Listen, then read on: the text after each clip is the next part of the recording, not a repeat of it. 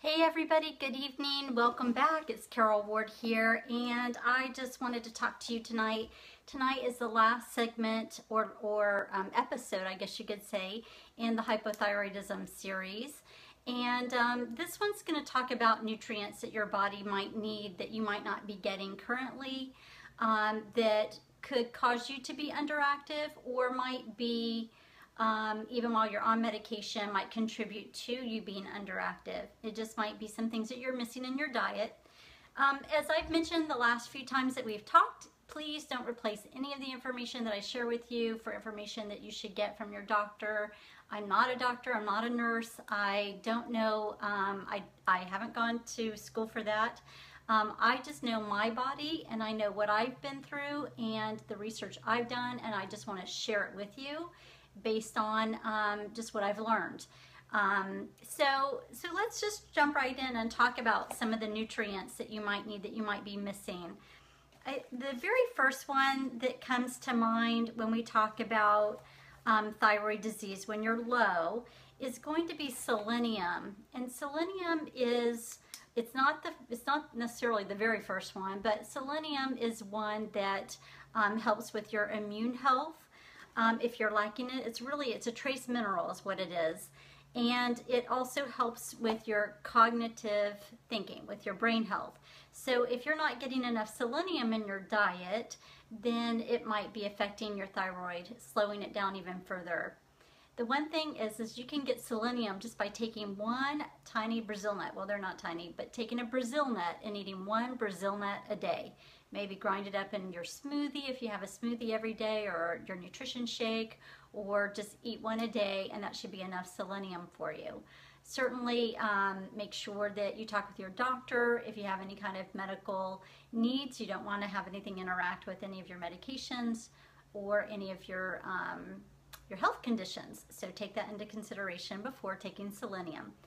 The other thing is going to be vitamin D.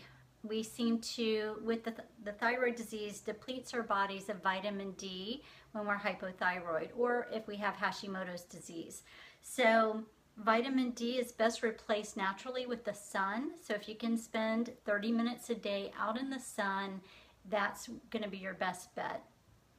But just, know that most people, most women especially, are vitamin D deficient, particularly as we age. So it would be a good idea to get a good vitamin or a good multivitamin that has extra vitamin D in it. Certainly couldn't hurt. If you're concerned about it, certainly ask your doctor to do testing to see if you're deficient in vitamin D. Some of the big ones are going to be vitamin B. Anything in the vitamin B area. We're talking B12. B12 is best met with certain meats. I know with me being going vegan in 2013 and now I eat fish, I still need to take some extra vitamin B12 to get that in my diet. But you can also get it from just eating your meats. And also vitamin B complex is a good one to have as well. What all of those vitamins do is they contribute to, you can get that also from nuts and fruits, and I'm checking my notes here. Nuts and fruits and vegetables is where you could get some of the vitamin B complex, but I really suggest a really great vitamin B complex for your body, because your B vitamins are what's going to help give you a little bit more energy and give you some more, help you metabolize better. So if you have those in your diet, that's going to be helpful.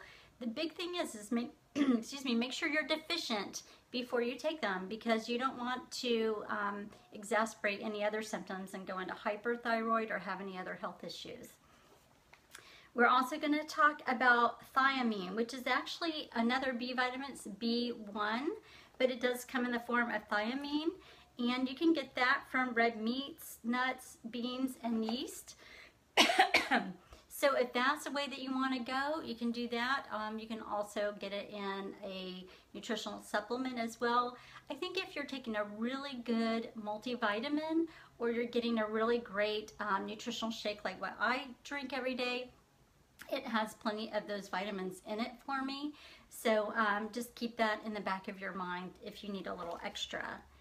And then zinc is a big one. So zinc is going to be one that helps with your hormone imbalances. And with zinc, it's you really want to make sure that you're under the care of a doctor too with zinc as well, just like any other kind of medication. What zinc does is it helps your immune health as well. It's really the best form to get it in would be to get it in a lozenge, or to take it in, you know, get it in your food naturally. Some other foods that are very helpful for hypothyroidism are going to be veggies and avocados, and your nuts and seeds and legumes. I am going to tell you, iodine, the reason hypothyroidism even happens is because your body's depleted of iodine. And unfortunately, there's not enough iodine, natural occurring iodine in food anymore. It seems to be processed so much that we don't get it naturally unless we're eating nutrient-rich food that has iodine in it, which can come from seafood and things of that nature.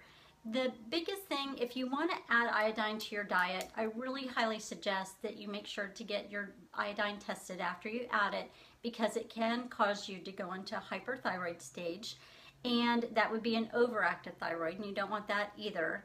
Iodine, if you want to take it in a natural form, you could just use a little bit of nori a few times a week to make a little sushi for your house, for dinner, for you, not for your house to eat, but for you to eat.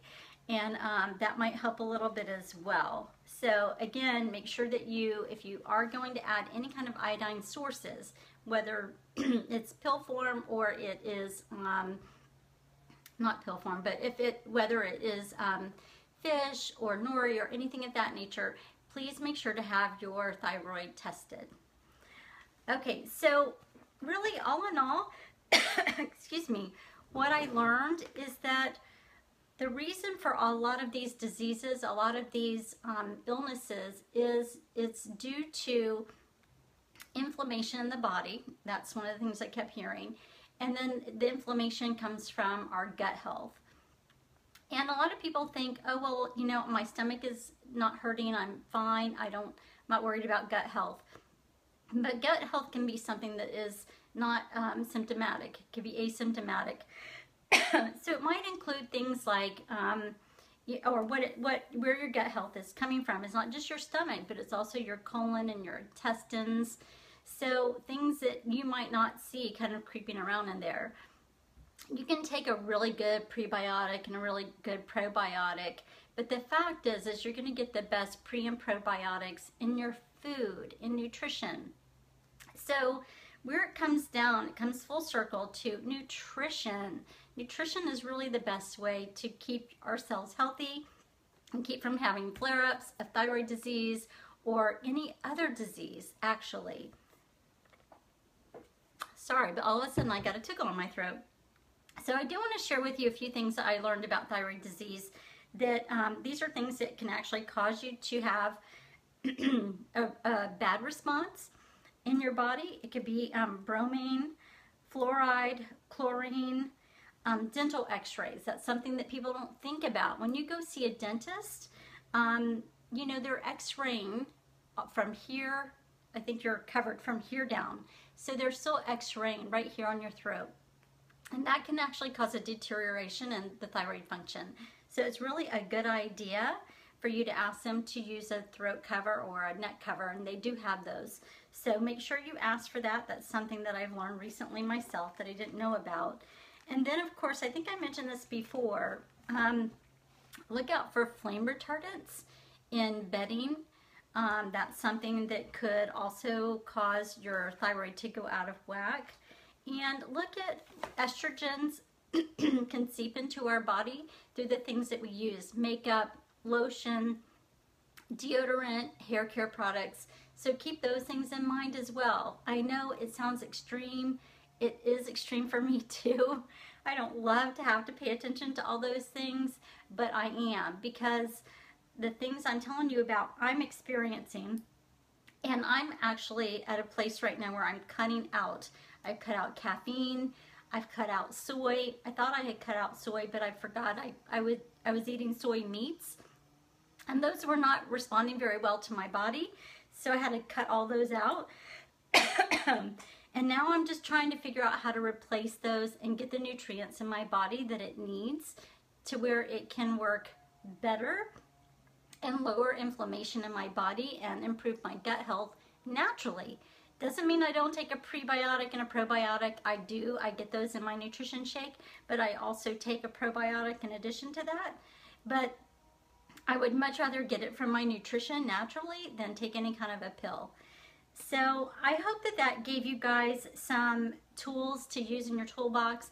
There's one more tool I forgot to let you know about, which is gluten. If you're taking in gluten, then you probably are, especially if you have Hashimoto's disease, then you may actually be causing your thyroid to continue to be underactive even more. So just know that. So maybe eliminate gluten as well. That's something I'm also working on too. I don't take in a lot of gluten, but I do take in gluten sometimes, and so I'm eliminating that from my diet. All right, guys, I thank you guys for tuning in, and I apologize for my voice and my throat, but all of a sudden I got a tickle, and I hope that that provided you with some valuable information that you could take with you when you go see your doctor and you ask for a blood panel and you ask for their advice about how those minerals and vitamins can actually interact with the current medication that you're taking and any kind of health conditions you currently have. All right, guys, here's to really great health, and I hope you have a fantastic evening. Take care. Bye.